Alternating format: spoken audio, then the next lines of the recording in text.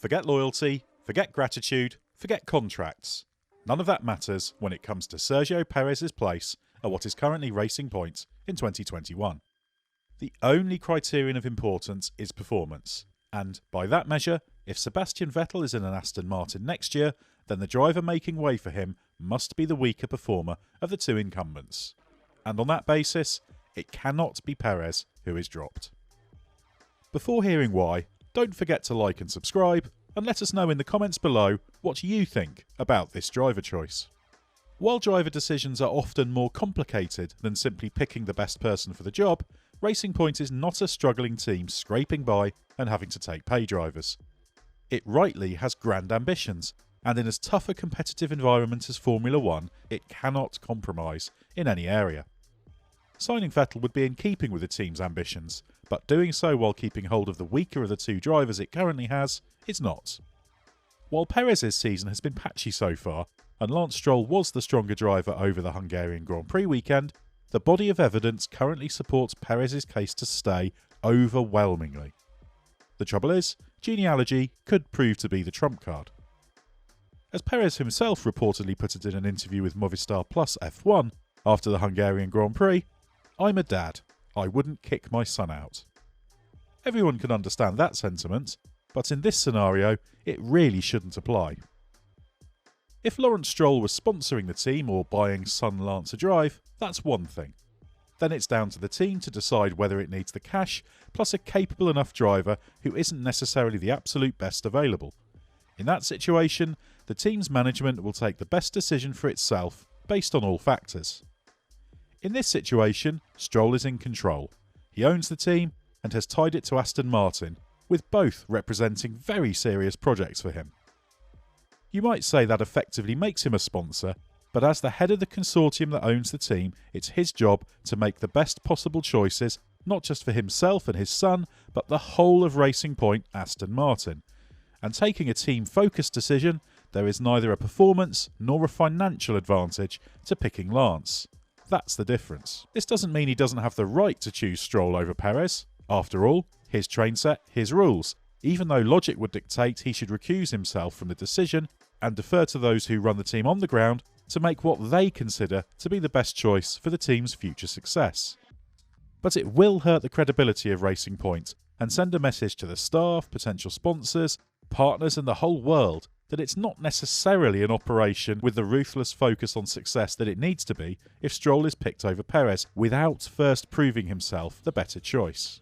Perez has a huge amount to offer. His reputation as F1's king of the midfield, a moniker he doesn't like, is well earned.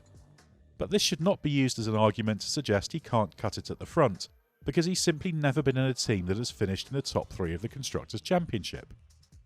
This is a driver with 8 F1 podium finishes, all in limited machinery, and who has regularly thrived at the front of the ultra-competitive Class B that has emerged in recent years. He was the second highest point scorer in that virtual championship last year in what was the 9th fastest car of 2019 on average.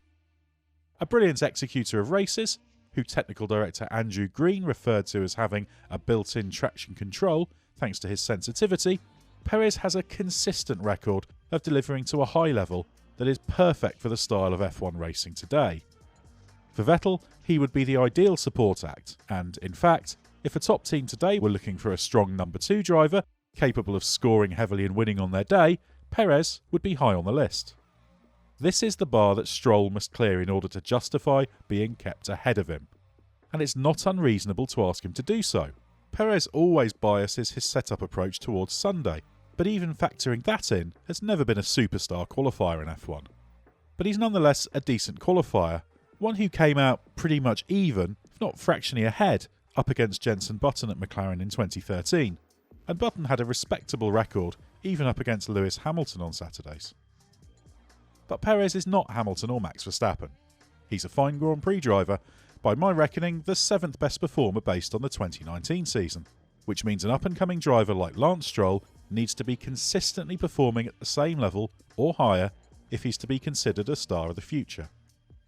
While Stroll has outqualified Perez 2 times out of 3 this season, this means he's still only done it 5 times in total. He has only outqualified his teammate 25% of the time over his whole F1 career. Stroll can justifiably point to a lack of confidence in a tricky car last year and during his time at Williams. That has been solved in 2020 by a car that is not only very quick, but is also driver friendly. But what he needs to do now is show he's on a steep upward curve. So far, Perez was conclusively the stronger driver on qualifying and race pace in the dry in the 2 races at the Red Bull Ring, although Stroll was stronger in the wet qualifying session. While there is an asterisk against the Hungaroring weekend because Perez was feeling below par physically, we can only judge Stroll on what he did, and he qualified 3rd, the best that the car was going to do, and delivered a solid race drive to 4th. But even if we take the most generous possible interpretation of his performance that weekend, and it should be noted that he lost touch with the battle for 2nd and 3rd and finished almost a minute behind winner Lewis Hamilton, one swallow does not make a summer. And he does already have 3 seasons in F1 under his belt. This means Stroll does not get the leeway a less experienced driver would have in terms of judging them by their peaks rather than expecting those dots of performance to be joined up. The team has backed Stroll publicly, and team principal Otmar Safnauer called Stroll's 3rd on the grid in Hungary a confidence builder. That may well prove to be the case, or it may not, but Stroll's body of work so far is still not close to the quality of that of Perez. In their time as teammates, Perez has outscored Stroll 74 points to 39, and when points make prizes, that's the problem. While you can legitimately argue that Stroll is only 21 and has greater potential still to exploit than the more mature Perez, he is in his 4th season of F1 and has to be judged accordingly. Right now, there's only one conclusion from a comparison of the performance of the two, that Perez would be the stronger driver alongside Vettel next year. That evaluation can change if Stroll is able to raise his game, but there's currently no reason to bet the farm on this happening. Stroll is categorically not the no-hope as some criticise him as, but he's yet to prove he's anything more than a solid Grand Prix driver. As Racing Point becomes Aston Martin, everything says it aims to be in the business of winning, and to do that, it must pick the best available drivers for both seats, or those ambitions will be taken less seriously. If Vettel does sign up, it's up to Lawrence Stroll what he decides to do. But unless between now and then, Stroll puts in a string of weekends where he conclusively outperforms or matches Perez, there's only one performance-driven decision that can justifiably be made. Anything else is nepotism, and will weaken the team.